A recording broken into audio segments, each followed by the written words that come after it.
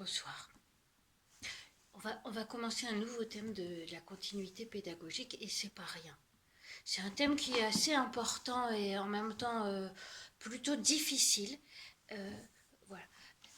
On va aborder une manière de conjuguer les verbes, donc tu vois, de mettre des temps et des terminaisons, euh, qui, qui est réservée aux choses aux choses qui se passent qui ne sont pas des faits avérés. C'est-à-dire, si une chose qui se passe est un fait avéré, tu vas utiliser l'indicatif. L'indicatif, c'est un mode je cours, je parle, je courais, je parlais, je courrais, je parlerai.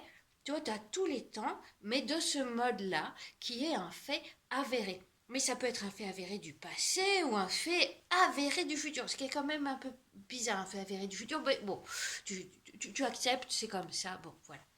Eh bien, tu as un mode qui te permet de conjuguer les verbes que les choses ne sont pas des faits avérés. C'est beau.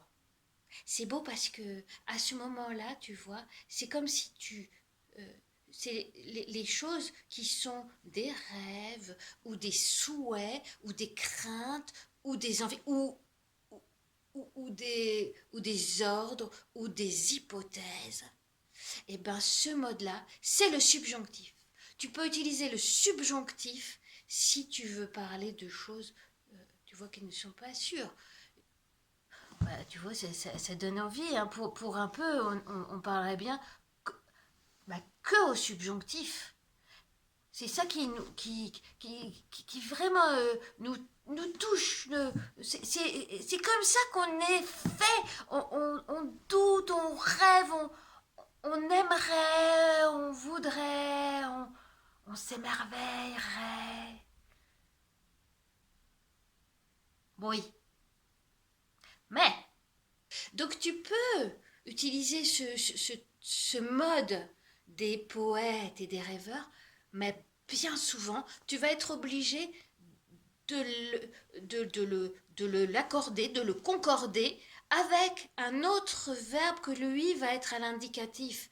Ce temps, ce mode des faits, tu vois, de la réalité. Donc ça fait un petit peu plus tout de suite policier, scientifique, concret, bâtisseur. Ben, tu vas être obligé d'associer le mode des rêveurs avec le mode des bâtisseurs.